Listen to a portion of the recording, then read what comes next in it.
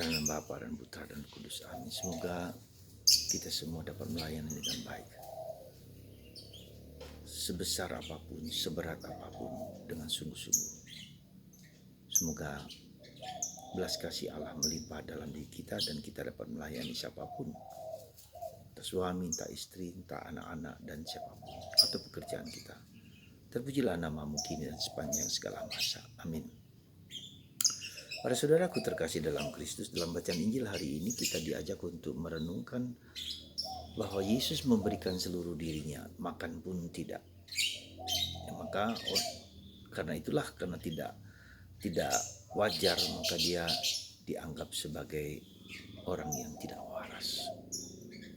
Saudara, ada dua hal yang mau saya sampaikan. Pertama adalah pemberian diri kita yang seutuh-utuhnya, seluruhnya, ya, tanpa pamrih. Kepada siapa saja, kalau Anda kepada suami, kepada istri, kepada anak-anak, kepada pekerjaan dan hidup kita bersama. Santa Teresa dari kanak-kanak Yesus menekankan hal tersebut.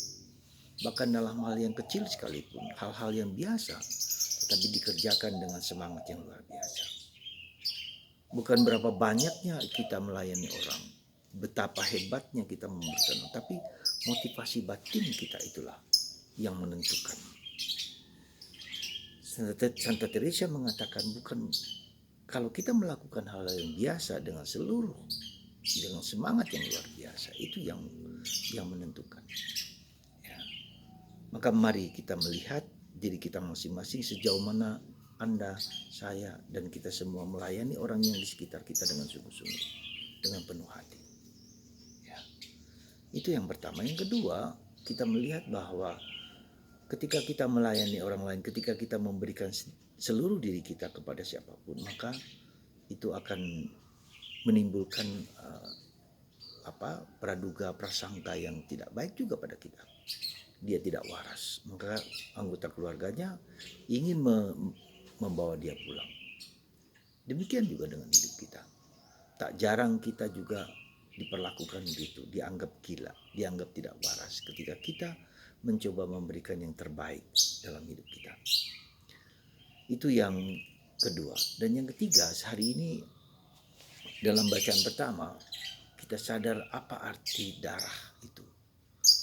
Dalam perjanjian lama, ketika orang mengadakan peribadatan, maka mereka mempersembahkan darah korban, entah burung merpati, entah sapi, entah kerbau, entah kambing atau binatang-binatang.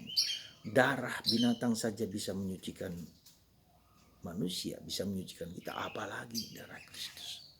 Itulah dalam kitab dalam surat Ibrani. Dan itulah dalam praktek kehidupan kita juga begitu. Ketika orang mengorbankan darah binatang tersebut, itu orang bisa disucikan, dibersihkan. Apalagi darah Kristus, darah yang murni, darah yang bersih.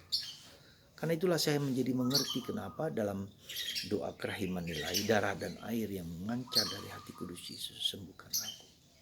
Coba Anda bayangkan, darah Kristus yang bersih, yang murni itu dapat menyucikan kita, dapat menyembuhkan kita, dapat membersihkan darah dan air dalam tubuh kita masing-masing.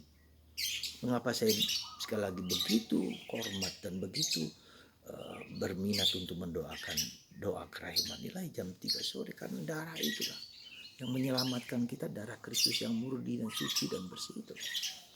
Semoga saudaraku terkasih dalam Kristus, kita berani mengorbankan, dan darah itu juga berarti pengorbanan. Ya. Seperti darah martir, di mana ada martir, maka di situ ada pembersihan, ada kemurnian. Ya.